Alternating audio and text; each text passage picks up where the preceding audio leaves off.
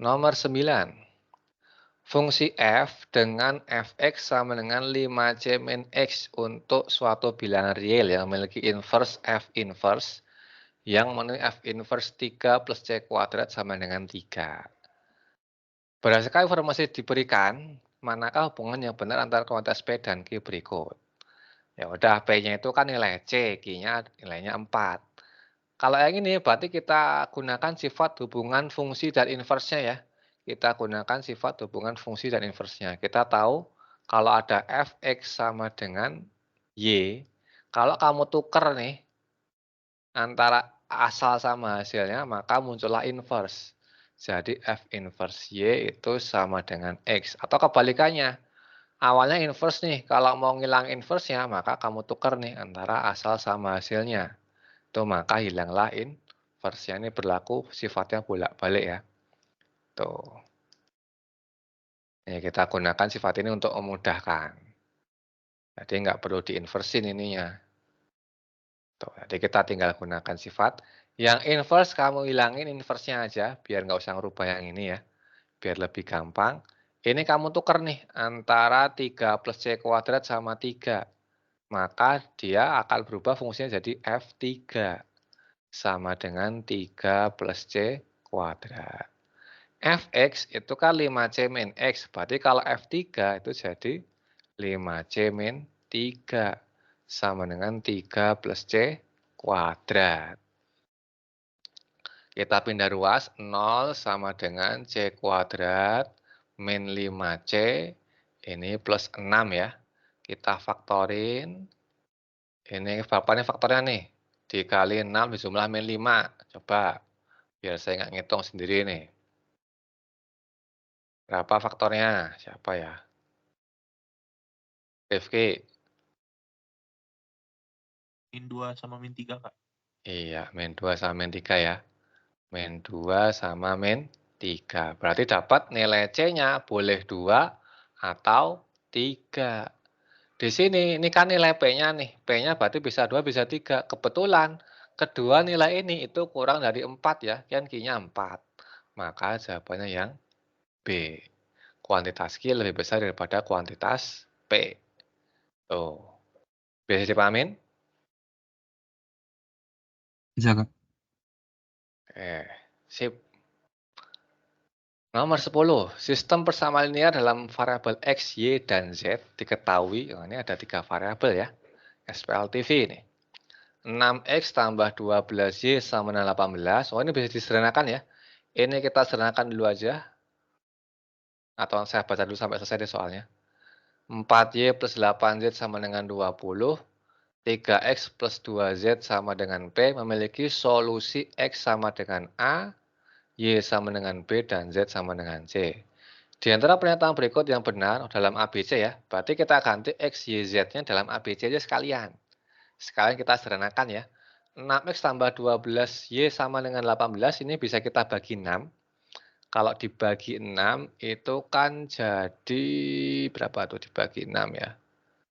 X-nya tuh A ya. A ditambah 2B itu sama dengan 3. Yang kedua, yang ini bisa kita bagi 4 ya.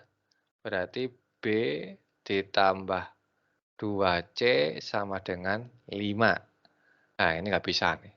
Ini tetap aja 3A ditambah 2C sama dengan P. Nah, ini kita, kalau kayak gini pilihannya 1, 2, 3, 3, maka 1 dan 3 kita cukup cek salah satunya aja nih. Kita cek persamaan 1. 2A tambah 4B sama dengan 6. Nah, ini mirip ini ya. Ini kalau kamu kali 2, itu kan jadi 2A tambah 4B sama dengan 6 nih. Nah, berarti pernyataan 1 benar. Kalau 1 benar, otomatis 3 benar. Kemudian yang pernyataan 4 nih, kalau 1 dan 3 benar, kita cek pernyataan 4 dulu. A sama dengan 5 jika P-nya 21. Nah, sekarang kalau P-nya 21, yang pernyataan 4 ya, maka nih persamaannya jadi 3A ditambah 2C sama dengan 21. Nah, kita eliminasi sama yang ini aja nih. Kita eliminasi sama ini ya. B ditambah 2C sama dengan 5. Kan kita mencari A-nya kan. Ini kita kurangi, apakah A-nya 5 benar? 2C-nya habis, berarti 3A min B itu sama dengan 16. Kita eliminasi lagi sama yang ini ya. A tambah 2B, berarti ini kita kali 2 dulu nih.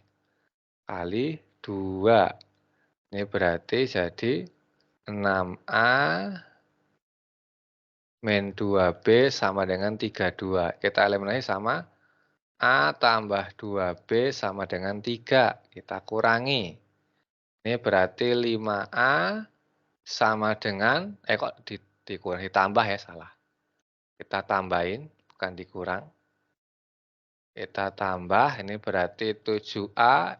Ini habis, ini 3, 5. A-nya 5, benar ya? Jadi kalau P-nya 21, A-nya 5 benar. Kalau 1, 3, dan 4 benar, otomatis 2 ikut benar. Jadi nggak usah kamu hitung. Tuh, maka jawabannya yang E. Tuh. Bisa dipahamin? Bisa, Kak. Nah, kebetulan juga ini udah ada sih. 2 kan B tambah 2C, 5 udah benar ya. Capek-capek ngitung. B, kita tetap harus cek nomor 4-nya. Oke. Kita lanjut ya. Atau ada yang mau tanyakan dulu? Yasmin? Intan? Paham, Kak. Oke. Lanjut. Nomor 11 sama 12. Fungsi f dan g didefinisikan dengan fx sama dengan x min 1 kuadrat ditambah 5 dan gx sama dengan fx plus 2. Manakah di antara di bawah ini informasi yang benar nih? Oh, ini bukan kayak tadi ya. Mau nggak mau kita cek semua nih. Tapi kita lihat dulu apakah ada hubungannya. Oh, nggak bisa ya. 1, 2, 3, 1, 2, 2, 3, 2. Oh, berarti kita cek semuanya. Yang pertama, apakah G3 sama dengan F3? Ya udah, kita cek sini nih. G3 pakai F3, kita cek. Kalau X-nya kamu ganti 1, pakai sifat yang ini ya. Kalau X-nya sama dengan 1, berarti kan G1 itu sama dengan F3 ya, otomatis salah ya. Bukan F3 sama dengan bukan G3 sama F3, tapi G1 sama dengan F3 nih. Maka pernyataan 1 salah. Nah, berarti yang A sama B udah salah nih. Kemudian pernyataan 2, grafik fungsi f diperoleh dengan menggeser fungsi g 2 satuan ke kiri. Nah, grafik fungsi f diperoleh dengan menggeser fungsi g 2 satuan ke kiri. Berarti kita pakai hubungannya ini. Ini kan berarti gx itu sama dengan fx plus 2 ya. Ya kan? Berarti untuk mencari fx, ini kan dikurangi 2 nih. Fx plus 2 dikurang 2 kan. Berarti ini jadi X-nya juga kamu kurangi 2. X dikurangi 2. Maka fungsi fx itu sama dengan gx min 2. Tapi ingat, kalau di fungsinya itu asalnya itu dikurang 2, maka digambar. Ini artinya apa? Kalau dia min 2, maka kalau digambar itu jadi ke kanan bergesernya. Digambar jadi geser ke kanan. Kalau ini plus 2, maka digambar jadi geser ke kiri.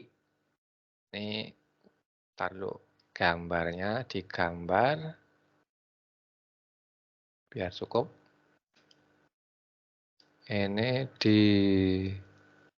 digeser ke kanan pada gambar ya.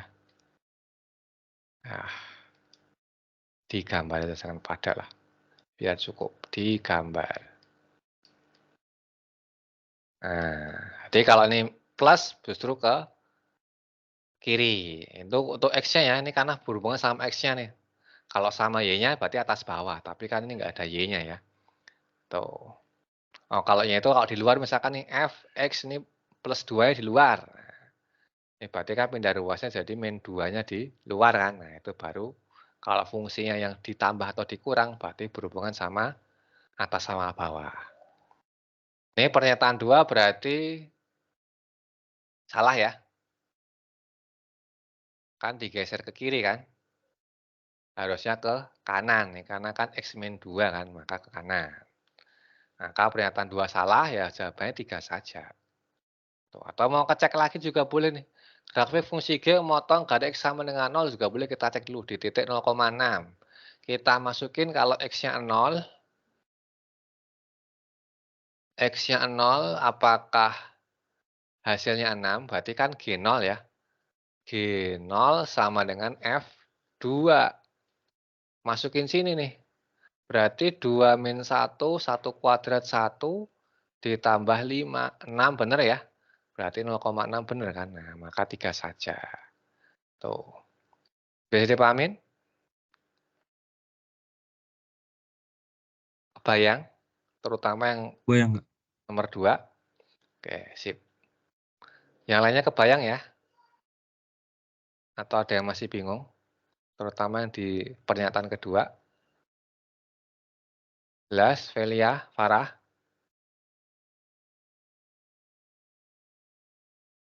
Halo. Intan? Syarifah? Jelas, Kak. Kita lanjut nomor 12. Sebuah perusahaan sedang melakukan tes penerimaan karyawan. Jumlah yang mendaftar tahap seleksi berkas itu 30%.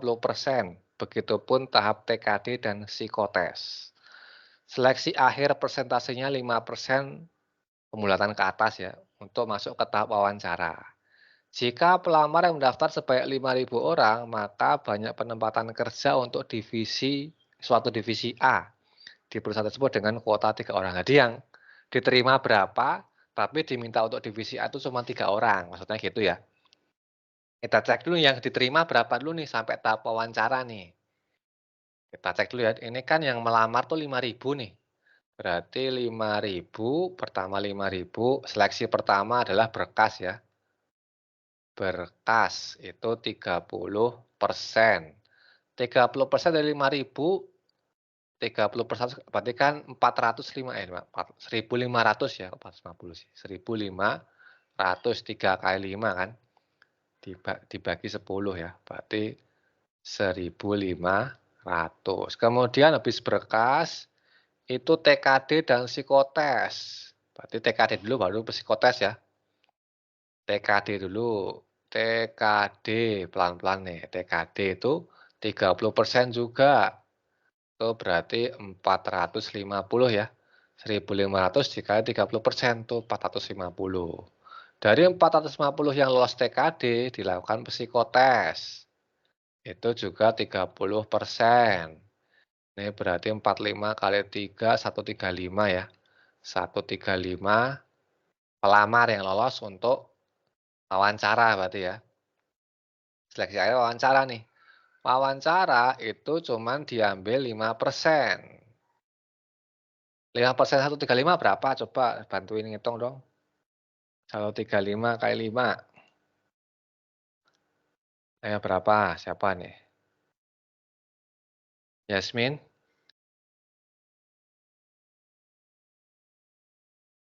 Berapa nih? 5% dari 135 berapa? Halo? 6,75. Iya, 6,75 ya. 6,75 peserta yang lolos sampai wawancara. Di sini dibulatin ke atas nih, kan nggak mungkin orang masa 6,75 kan nggak mungkin. Maka yang lolos itu berarti ada 7 pelamar. Nah, dari 7 pelamar ini diminta divisi A sebanyak 3 orang. Nah, berarti langsung aja nih kita gunakan kombinasi ya. Dari 7 pelamarnya diminta 3, berarti 7C3. Berarti kan 7 faktorial per 4 faktorial, 3 faktorial. Seperti biasa ya. Ini 7, 6, 5, 4 faktorialnya coret nanti. Coret. 3 faktorial itu 3 kali 2 kali 1. Ini tinggal dicoret juga 6-nya. 7 kali 5 itu berarti 35. Jadi apa namanya? banyak penempatan kerjanya atau dari 7 orang ini untuk menempati divisi A itu ada 35 kemungkinan, 35 cara untuk menempati divisi A dari 7 orang yang diterima. Tuh, bisa dipahamin? Bisa, Kak. Oke, sip. Berikutnya nomor 13, 14. Didefinisikan operasi segitiga kebalik dan segitiga benar, atau segitiga normal ya, sebagai berikut. A segitiga terbalik B itu operasinya adalah 3A kuadrat tambah 2AB plus B. Sedangkan A segitiga yang normal itu sama dengan A kuadrat B. Jika 4 segitiga kebalik 3 sama dengan X segitiga 3, maka nilai X berapa? Berarti kan 4 segitiga 3 kita sama dengankan ya. Ini X segitiga biasa 3. 4 segitiga 3 kita gunakan operasi yang awal. Berarti 3 kali 4 kuadrat ditambah 2 kali 4 kali 3 ditambah B-nya 3 ya. Ini A segitiga B, ini kan berarti X kuadrat dikali 3. Ini kan kelipatan 3 semua nih. Nah, biar nggak kebanyakan ngitungnya, ini kamu bagi 3 semua. Bagi 3. Ini jadi 4 kuadrat itu 16 ya. Ditambah 8 ditambah 1 sama dengan X kuadrat. Maka nilai X kuadratnya sama dengan 16 tambah 8 tambah 1 itu 25. Ya udah, X-nya berarti ada 2 kemungkinan ya. Karena nggak ada syarat lainnya nih. Berarti X-nya itu bisa plus 5 atau min 5. Yang B.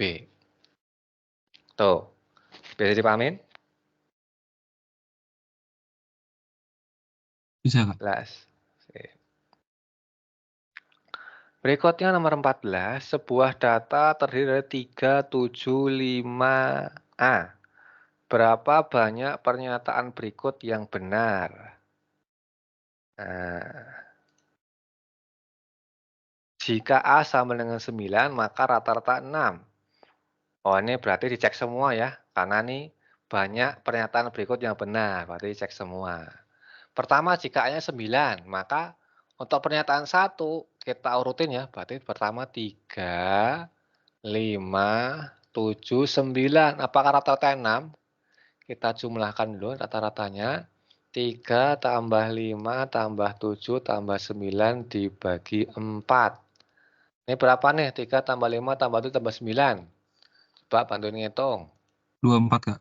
Ya, 24 ya. 24 bagi 4 jelas 6 ya. Nah, maka pernyataan 1 benar. Kemudian pernyataan 2, jika A-nya 7 maka medianya 5. Kita cek kalau A-nya 7 berarti urutannya kan jadi 3, 5, 7, 7. Karena ada 4 bilangan, berarti kan medianya ini kong. Di antara 5 dan 7 ya. Berarti 5 tambah 7 dibagi 2 itu 6. Maka pernyataan 2 salah. Kemudian pernyataan 3. Pernyataan 3 jika A-nya 6, maka jangkauannya 4. Berarti kan urutannya jadi 3, 5, 6, 7 ya. Jangkauannya berarti kan 7 dikurangi 3. Ini biasa 4 benar ya. Pernyataan 4 benar. Pernyataan 4, modusnya 3 jika A-nya 5 jelas salah ya. Modusnya itu kan pasti yang sering muncul nih. Kalau A-nya 5 kan jadi 3, 5, 5, 7. Di sini modusnya harusnya 5, bukan 3. Maka salah. Maka pernyataan yang benar ada 2 saja. Yang C. Bisa dipahamin?